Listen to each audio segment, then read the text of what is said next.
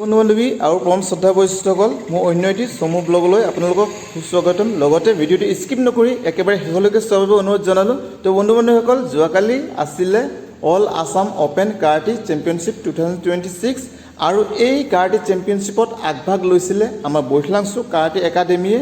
আৰু এই কাৰাটে চেম্পিয়নশ্বিপটো অনুষ্ঠিত হয় মায়ং আঞ্চলিক মহাবিদ্যালয়ত।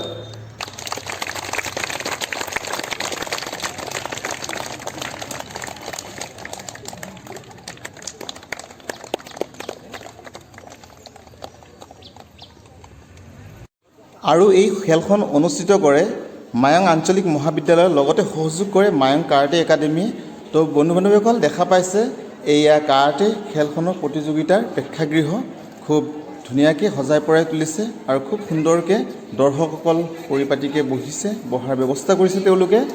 আৰু এয়া দেখা পাইছে ট্ৰফি, এইটো এটা ডাঙৰ ট্ৰফি যিসকল, আৰু ইয়াত সম্বৰ্ধনা অনুষ্ঠান আমাৰ বৈঠলাংছুৰ প্ৰশিক্ষিকা দীপিকা কাৰ্কি প্ৰশিক্ষিকাক তেওঁক সম্বৰ্ধনা জনাইছে।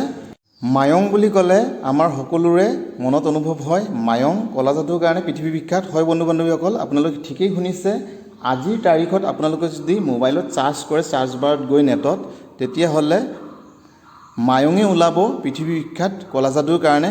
তো ইয়াত মহাবিদ্যালয়ৰ বেনাৰত যিসকলে কোলা যাদু কৰিছিলে সেই ফটোবোৰ বেনাৰ জৰিয়তে আঁৰি থোৱা আছে।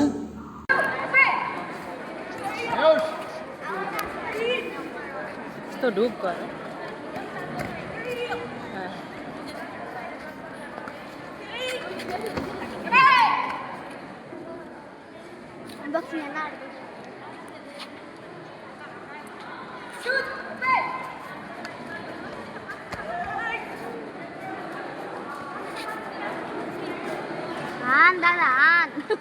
बन ना करे ना दादा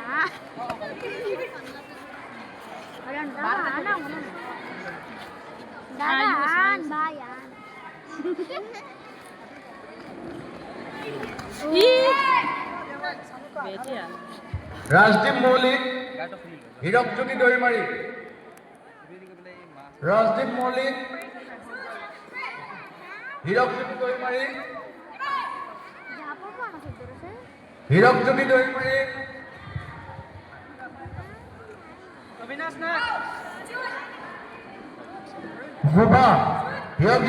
বন্ধু বান্ধৱীসকল, আপোনালোকে দেখা পাইছে এয়া কেৰাটে প্ৰতিযোগিতা আও আৰু আকাৰ মাজত, যিটো ৰেড কৰ্ণাৰ আকা বুলি কোৱা হয় আৰু ব্লু কৰ্ণাৰ আও বুলি কোৱা হয়।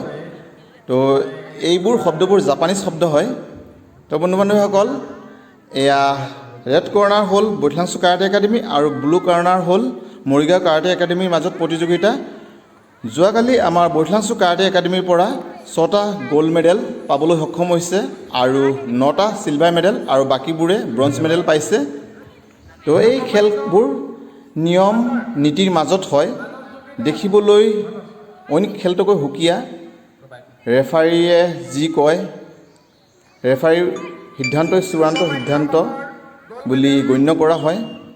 All Assam open karate championship 2026 মায়ঙত বৈঠলাংছু কাৰাটে একাডেমীয়ে পোনপ্ৰথমবাৰৰ বাবে অংশগ্ৰহণ কৰিছে আৰু ময়ো মায়ঙত প্ৰথমবাৰৰ বাবে আহিছোঁ।